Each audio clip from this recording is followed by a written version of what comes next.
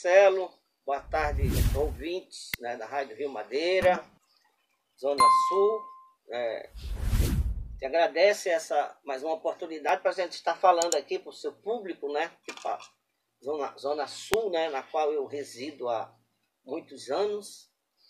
E a gente fica feliz, né, de poder falar um pouco, né, sobre essa questão que são as aulas remotas, né? Eu sou professor, eu leciono ali na Escola João Bento e na Escola Getúlio Vargas à noite, né? Então, diante dessa toda tragédia que se instalou no país, né, infelizmente, a gente teve que criar, ou inovar, modernizar, ter outra forma de trabalhar, né, os conteúdos que não fosse presencial. Então, é bem-vinda a questão das aulas. É uma forma de você não parar, né, de certa forma, estagnar, né? É importante, sim, não deixa de ser importante. O que a gente tem sentido, né, com a grande dificuldade dessas aulas, que a gente já colocou aqui em outros momentos, né, foi a falta de um planejamento prévio, certo? Reunir as partes interessadas, levantar toda a situação, quem tem internet, quem não tem, né? O aluno que possa ficar de fora, o que seria feito para que ele não pudesse perder, pelo menos esse momento de dificuldade, né? E infelizmente não foi assim que aconteceu, né? Não houve esse planejamento prévio.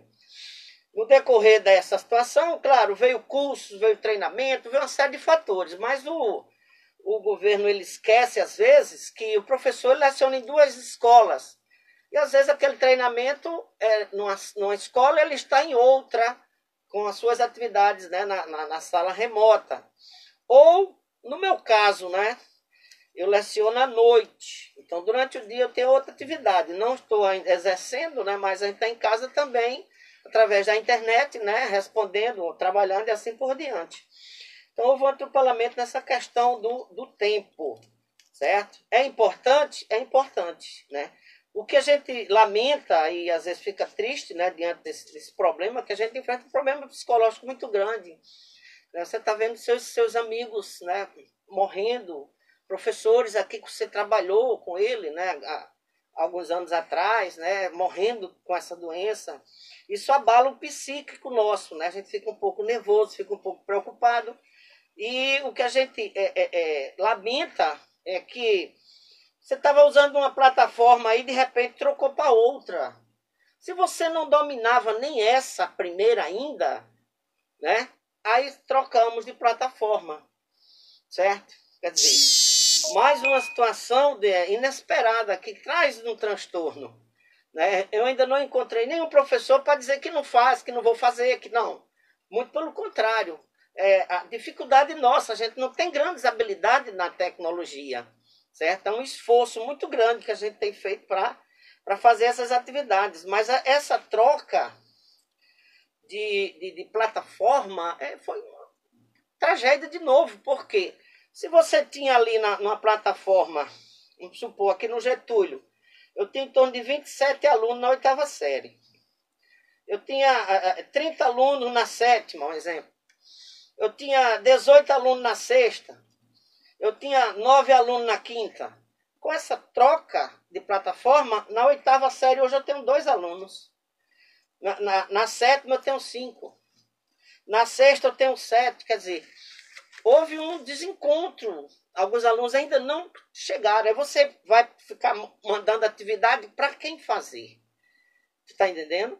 Então é isso. O governo tem que ter paciência, certo? Que a gente não se nega a fazer, nós vamos fazer, mas essa cobrança exagerada, às vezes, tem causado esse transtorno nos professores, certo? Eu tenho sentido isso. Eu, particularmente, eu sou professor, Marcelo, e eu tenho tido uma grande dificuldade.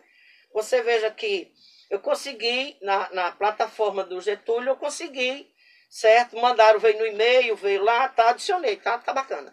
Já no João Bento, até hoje, eu não consegui. Eu não achei ainda. Entendeu? Aí fica disse, não, tem que entrar, tem que fazer, vai encerrar coisa. Se você não registrar a aula, puxa vida, que é isso?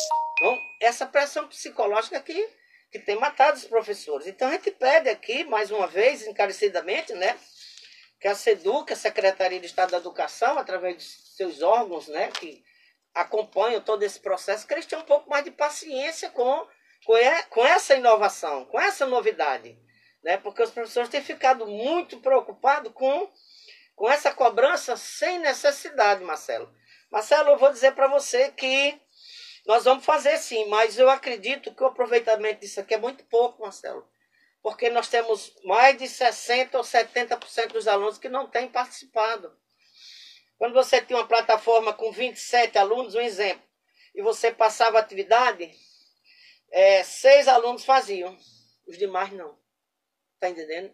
Então, o quantitativo de alunos que tem acessado, que tem conseguido fazer, são poucos. Tá? Não é por isso que nós não vamos deixar, não vou fazer mais, não, vamos sim, vamos continuar fazendo. Então, que não seja necessário essa cobrança, certo? Demasiada. É isso que a gente questiona. Calma, nós vamos fazer, atravessando momentos difíceis, e nossa maior dificuldade, Marcelo, é que o nosso trabalho, ele hoje é muito concentrado no mental. Tu tá entendendo? Às vezes você vai entrar na internet e não abre. Eu tô falando por mim, Marcelo. Às vezes eu olho pro computador e não tenho coragem de ir lá, Marcelo. Eu dentro da minha casa. Aí às vezes tento, não entra, não acho, não abre, não... Sabe, Marcelo, eu fico meio assim, quer dizer, ora, se eu, Marcelo, digamos assim, preparado para esse tipo de coisa, né? A gente já exerceu cargos de direção e de escola inúmeras, a gente está sofrendo essa situação. Imagina o professor.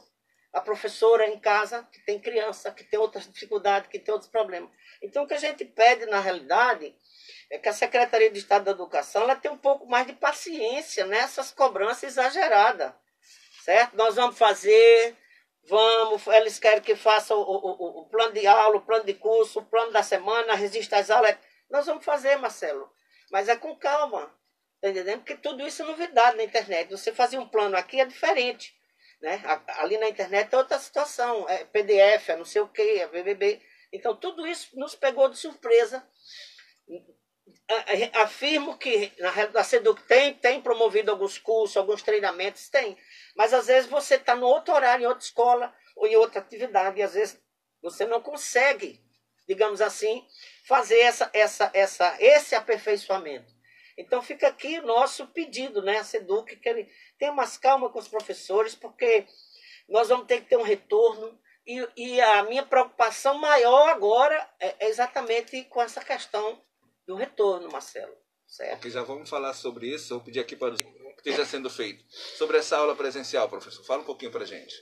Exato, Marcelo. A gente, enquanto professor, né, a gente fica sabendo, né, até porque a gente cobra do sindicato, né? Então, veja bem, eu queria até parabenizar a SEDUC nesse momento, certo? Fiquei feliz quando a SEDUC convidou os sindicatos, né? E outras entidades, né, que se preocupam com a educação, com a qualidade, com a saúde da educação, e já fizeram uma primeira reunião, né, já no debate, já na conversa, da possibilidade de se voltar às aulas, né? Claro que essa volta não vai ser nem tão cedo, né? Não é mês que vem, né? Acho que esse ano dificilmente possa ter a possibilidade de se voltar, porque você sabe que tem que se obedecer à OMS, né? Então existem as orientações da Secretaria de Saúde, né? E é pautado nisso, porque a escola é o local de aglomeração. Então, o que se prega hoje, né? Se prega hoje que não se tenha essa aglomeração, que se tenha a distância, que se use uma máscara, que etc. E as escolas, Marcelo, tem adultos, né? Os à noite, etc. Mas tem as crianças, né? A grande sua maioria. Então, é quase que impossível você retomar as aulas ainda esse ano, né? Dentro dessa situação que a gente está vivendo, né? Uma coisa ainda que não tem controle, né? Não tem uma vacina, não tem uma saída mais que você possa ficar tranquilo, sabendo que seu filho vai para a escola e volta, que não vai ter nenhum problema. Então, já houve uma discussão, né? A gente ficou sabendo, né? Que se coloca na mídia, a gente conversa, pergunta o pessoal do sindicato, e eles nos colocaram que já tem uma previsão, né? Que o secretário de Estado, né, o professor Soames, ele tem essa compreensão, que não se volta do dia para a noite, que não se vai voltar agora, mas que precisa sim, isso é que é importante, que eu quero aqui parabenizar a Secretaria de Estado da Educação, nesse sentido, de já buscar as entidades para se fazer o quê? Uma conversa da possibilidade de se voltar. Agora, não é que se vai voltar daqui a um mês, daqui a 2, não é isso. Mas que se vai discutir. A gente sabe que as nossas escolas têm grande dificuldade, as nossas escolas são superlotadas, né? Os espaços às vezes não é adequado. Então tem que se fazer um estudo muito grande, Marcelo. Né? E já se começou esse estudo. Por isso que eu fiquei feliz, né? nesse sentido que já existe essa discussão, né? Porque a gente vai tratar de crianças e nós temos aí uma gama de professores que está dentro desse grupo de risco, certo? Então, diante disso, o que o sindicato pediu, né? Ele pediu para a SEDUC que se fizesse um levantamento dos professores do grupo de risco. Isso é importante, as escolas já estão fazendo isso, né? O professor X, né? Tem problema de saúde, pressão alta, etc, etc. O outro, a idade, né? Sabe que a partir dos 60 já está no grupo de risco. No meu caso, estou com 62. Então, eu estou dizendo isso porque no João Bento e no Getúlio Vargas já foi solicitado nos grupos exatamente isso, né? O professor que tem problema de saúde, né? Então, eu fiquei muito feliz já com esse trabalho da Secretaria de Estado da Educação. Isso é uma prova que está se preocupando com o ser humano, com as pessoas, certo? É preciso essa conversa por retorno, a gente sabe disso, né? Mas é isso aí, é conversando, é com cautela, quais as possibilidades, como é que nós vamos fazer. Vamos tirar metade das carteiras de sala de aula. Nós vamos fazer o quê? O professor tem problema, está no grupo de risco. Quem é que vai ficar no lugar dele? Quer dizer, é esse trabalho que é de suma importância, aí você vê que a valorização da vida. É isso que a gente pede, é isso que a gente gostaria de ver, e é isso que no momento nós estamos assistindo, né? Entre a Secretaria de Estado da Educação e as partes interessadas, as partes que trabalham ou buscam essa educação, né, de qualidade, né? E tendo esse cuidado com a vida das pessoas que compõem o quadro da educação. Porque a educação é pais, é alunos, é professores, servidores de apoio, servidores de secretaria, é o conjunto, é o coletivo. Então, nós precisamos já ir discutindo os cuidados com a vida dessas pessoas. Né? E a gente vê que já se iniciou essa discussão, é muito importante. E aí a gente vê que também já se começa a fazer esse levantamento com relação a quem faz parte do grupo de risco, não é isso? E é importante que, nesse momento de grande dificuldade, a gente se sensibilize uns com os outros. Marcelo, nós somos filhos de Deus, a gente não pode desejar o mal, quem quer que seja que esteja doente, certo? A gente tem que pedir que seja restabelecida a saúde, nós precisamos de todos. É preciso que você convença as pessoas que é possível, sim, você construir uma sociedade com justiça social. E o pilar principal de tudo isso é a educação. Você veja, todos os profissionais passam pela mão do professor. E por que o professor ele não é valorizado, Marcelo? Ele vai ficando para trás. Tu está entendendo? E é por isso que aí surgem os sindicatos, na defesa, né? Para que a gente possa, na realidade, incentivar pessoas que venham para a educação, certo? Que a gente precisa ter um plano específico de carga e salário que estimule, certo? Que é uma missão divina, Marcelo. Mas você, como ser humano, você precisa sobreviver, não é verdade? É nesse sentido. Então, a gente fica feliz nesse momento que a secretaria já se preocupa, né, com esse retorno, mas não vai ser agora, a gente sabe. Mas é importante que isso é a longo prazo, né? Acabei de dizer, as escolas superlotadas, né? Aglomeração, vai ter rodízio, eu acredito que essa discussão deve ser levantada, né? Para que a gente cuide das pessoas, né? Acabei de dizer, nós somos filhos de Deus e a gente precisa cuidar um do outro, independente do partido, independente da cor, independente do estado social, independente do bairro, nós somos seres humanos e nascemos iguais, e assim a gente tem que promover, né? Enquanto educação, trabalhar nesse sentido. É isso aí, professor. Boa colocação você está fazendo. Inclusive, um tempo atrás, a gente perguntava das crianças... O curso que tem a nível médio, o professor está fazendo, Marcelo, e está saindo da educação. Então, não tem um estímulo para você ficar ou você vir. Então, a gente, enquanto professor, sente isso, sabe disso. Eu estou me aposentando, Marcelo.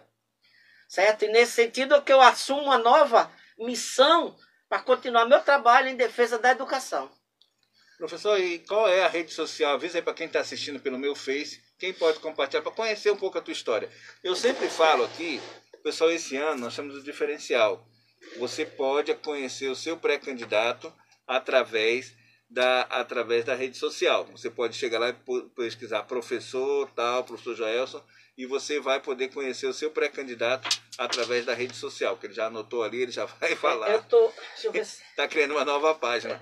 Então eu quero agradecer a todos vocês que estão com a gente. Ó, o Daniel Soares acompanhando a gente. Vi aí o vídeo da inauguração, Daniel. Parabéns. Muito em breve a gente faz uma visita, a gente faz uma matéria aí sobre o novo salão. Pedro Vanderlei também, nosso amigo Pedro Vanderlei, não sei se é pré-candidato esse ano, está convidado também para vir aqui bater um papo com a gente. Esse é o nosso estúdio, aqui nós estamos fazendo o programa, por enquanto, só no estúdio. O Varanda Cultural volta daqui a um mês, alguns dias, a gente está vendo ainda a possibilidade.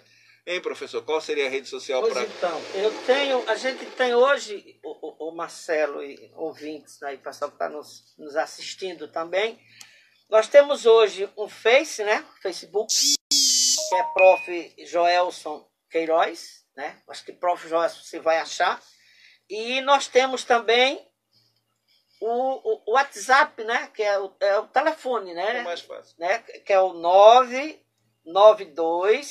992240883, certo? Vou só repetir aqui. 992240883, que é o WhatsApp. Certo? E nós temos também, como você sabe, a gente não pode fazer reunião, acredito que até período eleitoral vai ser pela internet. Então, eu tenho um aluno que me procurou e disse, professor, por que você não abre uma página? Eu digo, mas como é isso? Não tem conhecimento. E ele me explicou.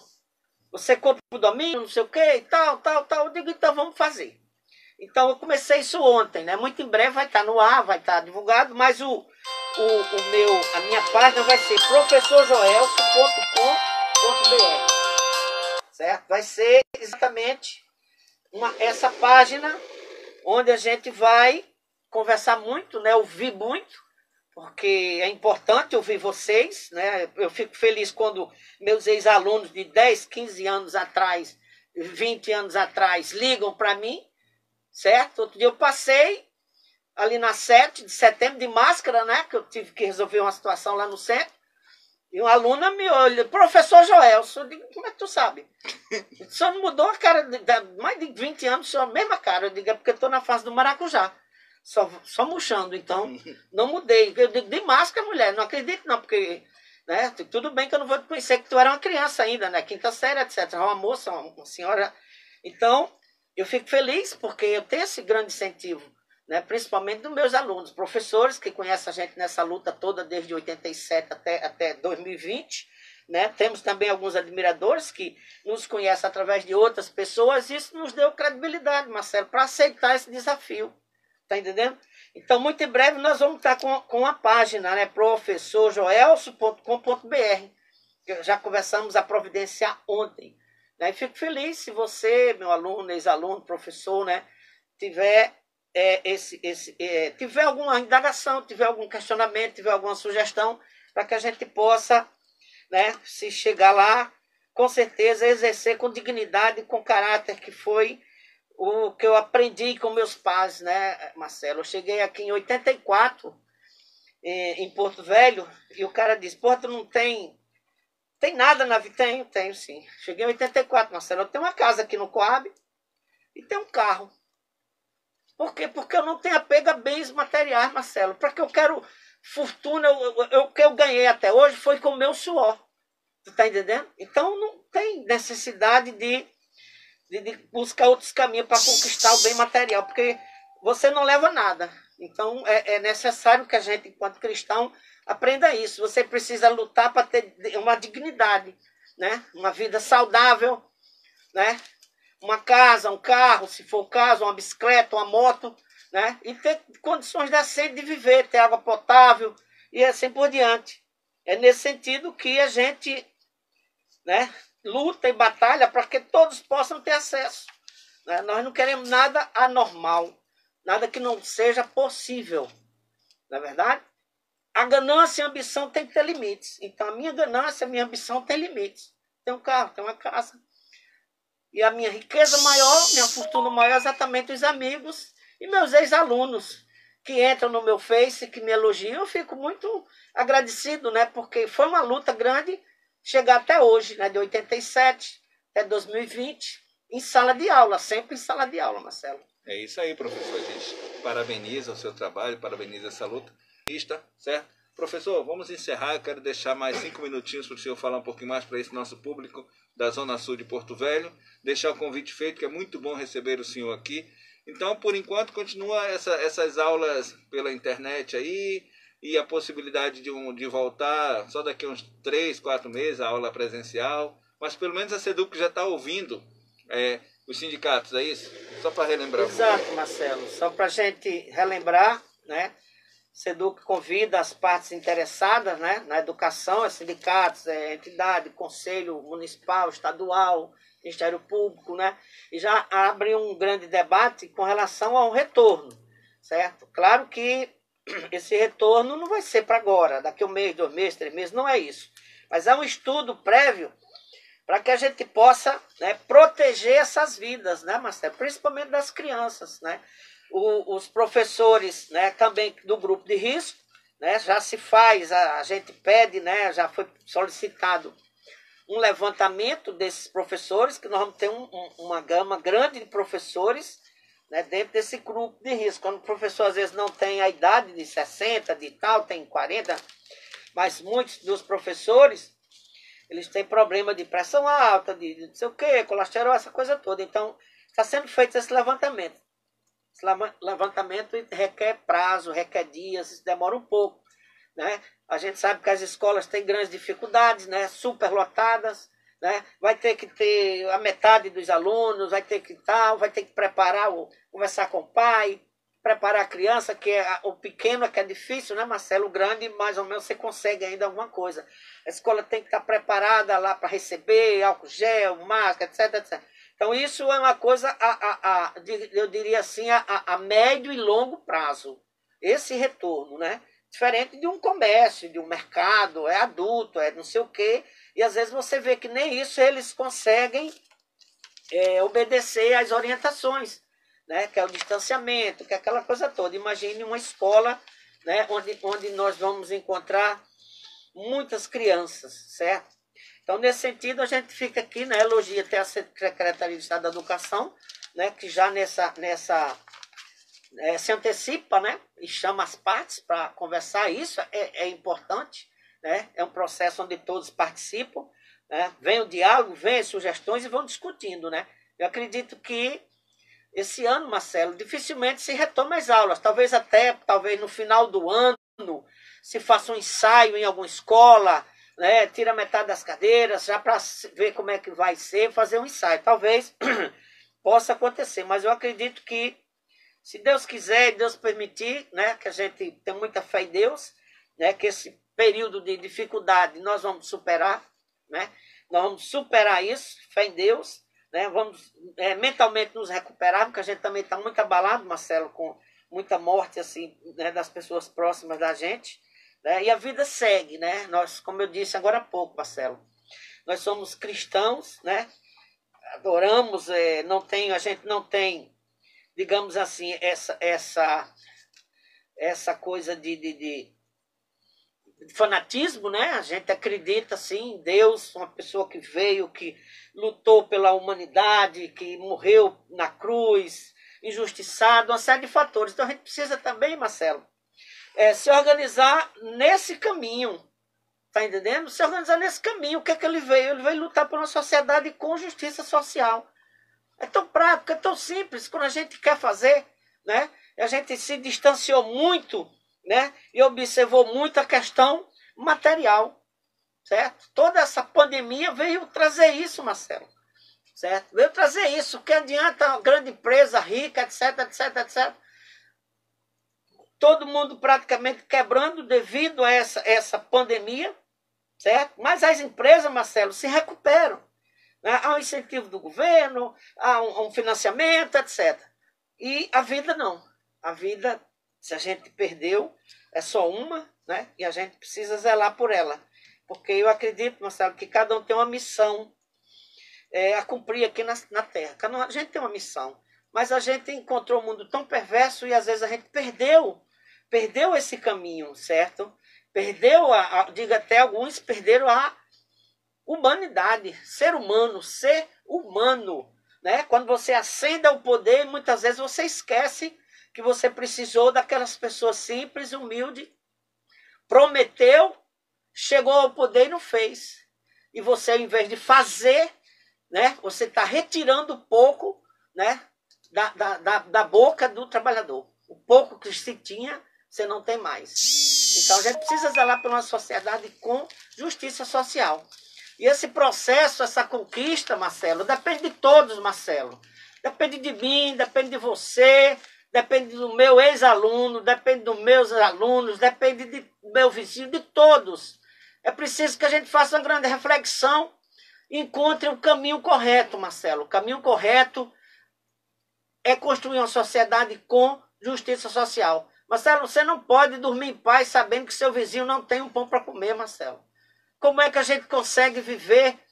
Né? Nós temos que fazer essa defesa. O cristão, na sua essência, nasceu para defender, Marcelo, uma sociedade com justiça social. Eu repito, eu não sou fanático na igreja, de religião, essa coisa toda, mas eu li, Marcelo, e o que eu li, eu aprendi e coloco em prática. Posso não ser perfeito, mas nesse campo eu duvido que eu esteja equivocado. Certo? Fico feliz, quero encerrar a minha fala agradecendo as pessoas que mandam um recado ali, a gente não consegue, mas depois a gente pode responder, dizendo: nunca se vence uma guerra lutando sozinho, já dizia o Raul Seixas. Né? E essa construção depende de todos, né? Do preto, do branco, do azul, do amarelo, do rico, do pobre. É questão de consciência. Ser humano, na sua consciência plena, vai lutar para construir uma sociedade com justiça social. Eu agradeço, deixo o meu abraço, professor Joelso, pré-candidato a vereador em Porto Velho.